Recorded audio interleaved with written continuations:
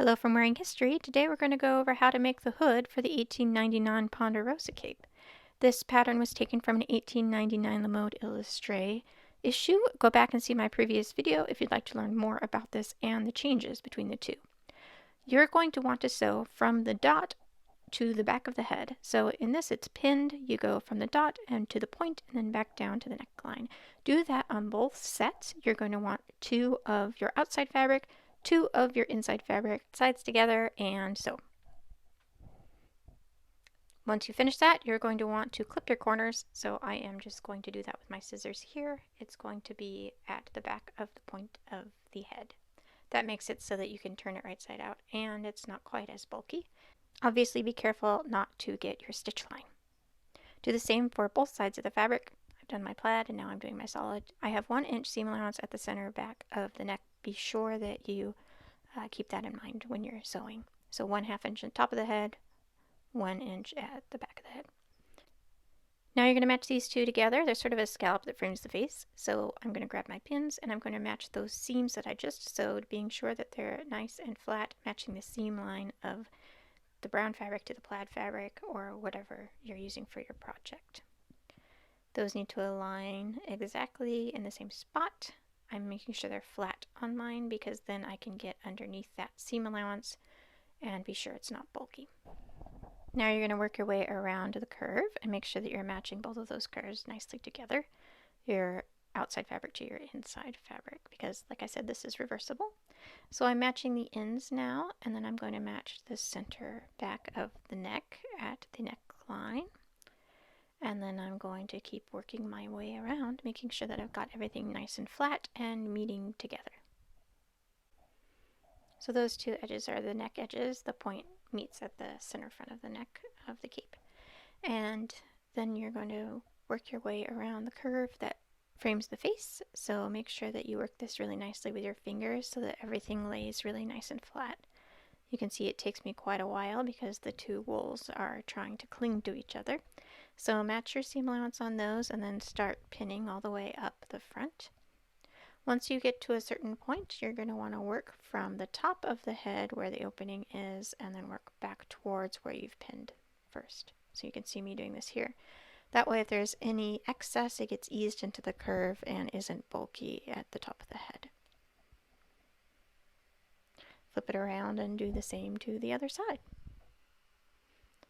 Now, obviously these are right sides together, but I thought I'd mention it again just in case. The reason you're doing right sides together is because the hood is reversible, so you can pin either the plaid side or the solid side or what have you. Make your cape have a variety of looks, which is quite fun.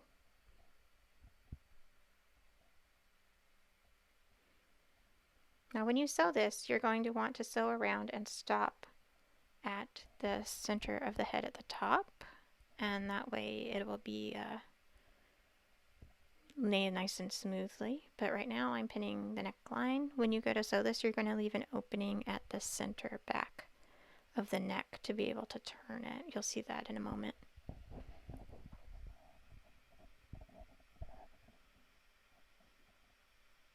Okay, I've taken the center back out and I'm going to sew all the way around. I'm going to stop right there underneath the seam allowances. So fold the seam allowance back and then do it right there.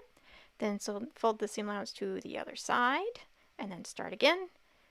Go around the outside curve on the other side and that's it. So you want to leave that center back free because then you don't get a lot of bulk right there. There you go.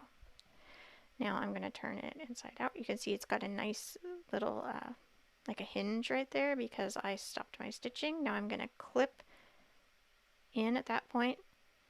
So your stitching, to clarify, it stops at the center top of the head and then it continues on the other side. So you don't have an opening at the center of the top of the head.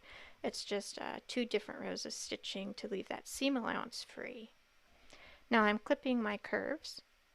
I also trimmed my seam allowance down on the outside edge. It starts as 1/2 inch. You might want to trim it more to like 1/4.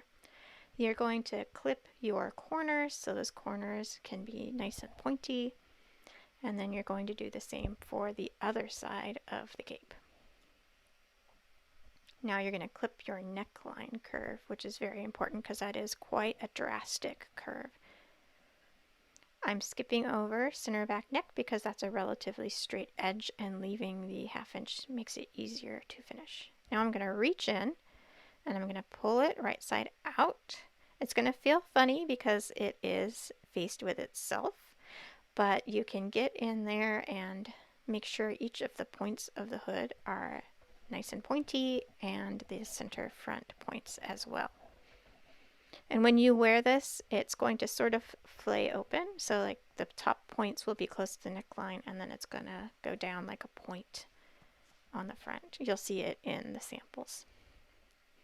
So now at my hood, I've got a little point turner thing. You can also use a knitting needle or a really dull pencil, but don't get pencil on your garment. Ask me how I know. No, don't ask me.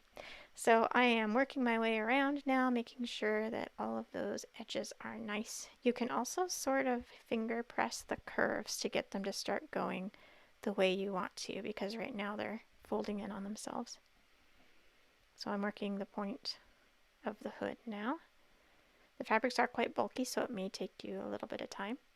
And when you're working on the front, you may want to press the points out and then compare the two pieces to see that they're about the same. It can be tricky in a fabric with a lot of give, like wool. Alright, so once I've pressed it, it looks like this, which is really great. You are going to turn under and finish that back neck by hand stitching or what have you. And in this sample, I have then top stitched all the way around the outside, so it keeps it nice and crisp on the edges. Alright, so I hope this helps you to figure it out.